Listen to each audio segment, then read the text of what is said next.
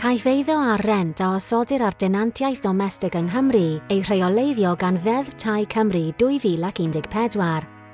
Mae landloriaid ac asiantau yn cyflawni troseddau os nad ydynt yn cyflawni eu rhwymodigaethau.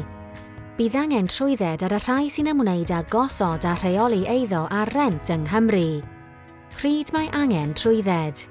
Bydd angen drwydded i gwblhau gweithgareddau fel cyhoeddi hysbysebion am eiddo, cynnal ymweliadau, sefydlu cytundebau tenantiaeth, paratoi rhestr neu amserlennu gwaith, ymdrin â thenantiaid, dod â thenantiaeth i ben a chasglu rhent.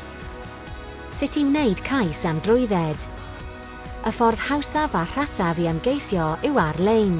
Ymwelwch â gwefan Rhentu Doeth Cymru lle gofynnir i chi cwblhau cais, darparu tystiolaeth o hyfforddiant cymeradwy, talu ffi a gwneud datganiad o addasrwydd a phriodoldeb. Ar ôl trwyddedu, mae'n wirioneddol bwysig bod y trwyddedau yn cydymffurfio ag amodau'r drwydded ac yn parhau i fod yn addas ac yn briodol. Fel arall, mae'r drwydded mewn perygl a gellir ei dirymu. Mae amodau'r drwydded yn manylu'r pethau y mae'n rhaid i chi ei gwneud i gynnal eich trwydded. Weithiau caiff terfynau amser eu cyhoeddi i ymdrin â phryderon penodol.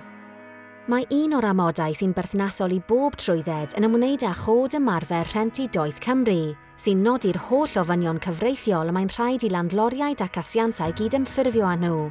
Ewch i dudalen canllawiau a lawrlwythiadau defnyddiol ar ein gwefan i weld y cod. Mwyn darparu lefel ychwanegol o ddiogelwch i landloriaid a thenantiaid, cymhwysir amodau ychwanegol i asiantau.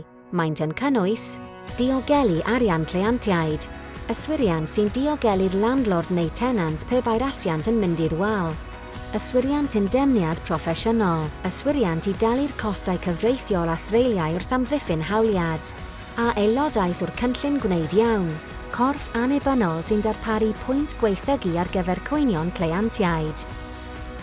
Mae Rhentu Doeth Cymru wedi ymrwymo i wella safonau yn y sector rhentu preifat drwy sicrhau bod landloriaid ac asiantau'n cael digon o wybodaeth. Mae methu a chydymffurfio ag amodau yn peryglu trwydded. Am rhagor o wybodaeth cysylltwch â Rhentu Doeth Cymru.